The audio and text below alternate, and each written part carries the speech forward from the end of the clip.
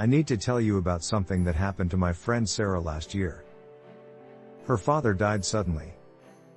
No warning. And what happened next tore her family apart.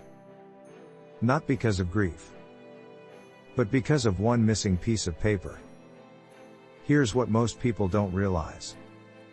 When you die without proper planning, you're leaving your loved ones with a nightmare. They'll fight over your belongings. They'll argue about your medical wishes. They'll spend thousands on legal fees. And worst of all, they'll remember you through the chaos you left behind. But here's the good news. You can prevent all of this. And it's easier than you think. Today I'm going to walk you through everything you need to know about end-of-life planning. This isn't about being morbid. This is about protecting the people you love most. Let's start with the biggest mistake people make. They think end-of-life planning is just about writing a will. Wrong. A will is important, but it's only one piece of the puzzle. There are 4 critical documents every adult needs. And if you're missing even one, you're putting your family at risk. The first document is a living will. This is different from a regular will. A living will tells doctors what medical treatments you want if you can't speak for yourself. Do you want to be kept on life support? Do you want CPR if your heart stops? These are brutal questions. But someone needs to answer them. And it should be you, not your family arguing in a hospital hallway. Here's why this matters so much. Without a living will, your family members might disagree about what you would have wanted. I've seen siblings stop talking to each other over these decisions. I've seen marriages fall apart. One person says you'd want every possible treatment. Another says you'd want to die naturally. Who's right? Nobody knows. Because you never wrote it down. Let me give you a real example. A man named Tom had a massive stroke at age 52. He couldn't speak or move. His wife thought he'd want to fight for recovery. His adult children thought he'd want to be let go peacefully. They ended up in court. The legal battle cost over $50,000. And Tom stayed in a vegetative state for 3 years while they fought. All because he never wrote down his wishes. The second critical document is a healthcare power of attorney. This names one person to make medical decisions for you if you can't. Not a committee. One person. This is crucial because hospitals need clear direction. They can't wait for your family to reach consensus. Someone needs to have the legal authority to act. Choosing this person is one of the hardest decisions you'll make. It should be someone who understands your values. Someone who can handle pressure. Someone who will follow your wishes even if they disagree. Often it's a spouse. But not always. Maybe your spouse gets too emotional under stress. Maybe your adult child is better suited. There's no wrong answer. Just make sure you choose someone and make it official. Here's what happens if you don't. The hospital will turn to your next of kin by default. But what if you have multiple children? What if they disagree? What if the person who ends up deciding isn't the one you would have chosen? You lose control. And your family ends up fighting when they should be grieving. The third document is a financial power of attorney. This lets someone manage your money and property if you become incapacitated. Pay your bills. File your taxes. Sell assets if needed. Without this, your family might need to go to court to get a conservatorship. That process can take months and cost thousands of dollars. Think about all the financial obligations you have right now. Mortgage payments. Insurance premiums. Credit card bills. Utility bills. Who's going to handle these if you're in a coma? Your spouse might think they can just access your accounts. But banks don't work that way. Without proper legal authority, they'll freeze everything. Your bills will go unpaid. Your credit will be destroyed. Your family will be locked out of the money they need. I know a woman whose husband had a sudden brain injury. She couldn't access their joint savings account because it required both signatures for withdrawals. She couldn't pay their mortgage. She couldn't access his retirement accounts. She had to hire a lawyer and go to court just to pay their bills. This went on for 8 months. 8 months of financial chaos while her husband was fighting for his life. The fourth document is your actual will. This is where you spell out who gets what after you die. Your house. Your savings. Your personal belongings. Everything. Without a will, the state decides how to divide your assets, and I guarantee the state's plan isn't what you would have chosen. Here's a common scenario. A man dies without a will. He has a wife and 2 adult children from a previous marriage.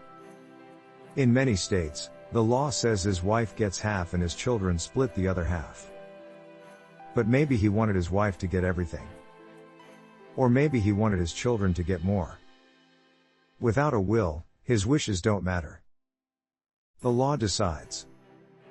And it gets worse. Without a will, your family might fight over sentimental items.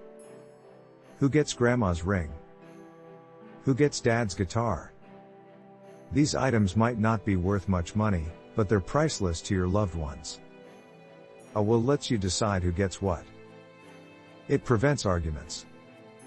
It shows your family that you thought about them. Now let's talk about timing. When should you create these documents? Right now. Today. I don't care if you're 25 or 75. If you're an adult, you need these documents. People always say they'll do it later. They think they have time. Then something happens. An accident. A sudden illness. And it's too late. Here's the truth. Death doesn't care about your age. I've seen 30-year-olds die unexpectedly.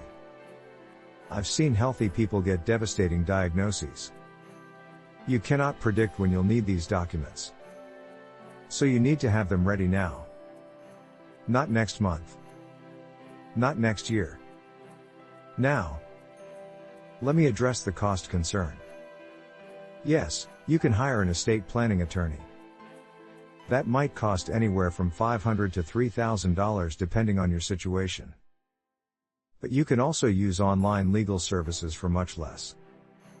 Some charge as little as $100 for basic documents. The cost is nothing compared to what your family will pay if you don't plan ahead. And here's something else to consider. These documents aren't set in stone. You can update them whenever your life changes. Got married? Update your documents. Had a baby? Update your documents. Got divorced? Definitely update your documents. Your end-of-life planning should evolve as your life evolves. Let's talk about what to include in your will beyond just dividing assets. You should name a guardian for your minor children. This is critical. If both parents die, who raises your kids? Your parents? Your siblings? A close friend? Without naming a guardian, a judge decides. And they might not choose the person you would have wanted. You should also think about your digital assets. Your social media accounts. Your email. Your photos stored in the cloud. Your online banking. Who has access to these after you die? Most people never think about this. But your digital life is part of your legacy. You need to give someone the ability to manage it. Another important consideration is funeral planning. Do you want to be buried or cremated? Do you want a religious service or a celebration of life? Where do you want your remains? These decisions are deeply personal. And they can be expensive. The average funeral costs over $7,000. If you plan ahead, you can spare your family from making rushed emotional decisions while dealing with grief. Some people even prepay for their funerals. This locks in today's prices and ensures your wishes are followed exactly. Your family won't have to guess what you wanted. They won't have to scramble to find money. Everything will be arranged. All they have to do is grieve and remember you. Now let's discuss where to keep these documents. Don't put them in a safe deposit box. Here's why. If you die, the bank might seal the box until the estate is settled. Your family won't be able to access the very documents they need. Instead, keep them in a fireproof safe at home. And make sure multiple trusted people know where they are and how to access them. You should also give copies to key people. Your healthcare power of attorney should have a copy of your medical directives. Your financial power of attorney should have copies of those documents. Your executor should have a copy of your will. Don't make people hunt for these papers when they need them most. Here's something most people overlook. You need to have conversations with your family about your wishes. Don't just create documents and hide them away. Sit down with your loved ones. Tell them what you want. Explain your reasoning. Answer their questions. These conversations are hard, but they're necessary. When you talk to your family, be specific. Don't just say you don't want heroic measures. Explain what that means to you. Don't just say you want a simple funeral. Describe what simple means.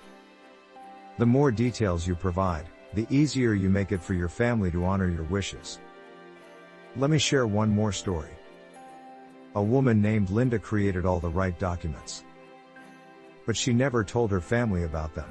When she died suddenly, her children didn't know the documents existed. They made decisions based on what they thought she'd want. Later they found her written wishes. They had done everything wrong. They were devastated. Don't let this happen to your family. I want to address one more crucial topic. If you have specific medical conditions or strong feelings about certain treatments, document them clearly. Maybe you have a terminal illness and you want to focus on comfort rather than aggressive treatment. Maybe you're okay with some interventions but not others. Write it all down. Be as specific as possible. For example, you might want CPR but not a feeding tube. You might want antibiotics but not a ventilator. You might want pain medication even if it shortens your life. These are nuanced decisions. And they matter. Your healthcare power of attorney needs to know exactly what you want so they can advocate for you. Finally, let's talk about peace of mind. When you complete your end-of-life planning, something amazing happens. You stop worrying about what will happen to your family. You know they'll be taken care of. You know your wishes will be honored. You know you won't leave them with a mess. That peace of mind is priceless. And here's the beautiful part. End-of-life planning isn't just about death. It's about life. It's about living fully knowing you've protected the people you love. It's about having difficult conversations that bring you closer to your family. It's about taking control of your future instead of leaving it to chance. So here's what I want you to do today. Don't close this video and forget about it. Take action. Start with one document. Just one. Maybe it's a living will. Maybe it's naming a healthcare power of attorney. Pick the easiest one and do it this week. Then move on to the next one. Before you know it, you'll have everything in place.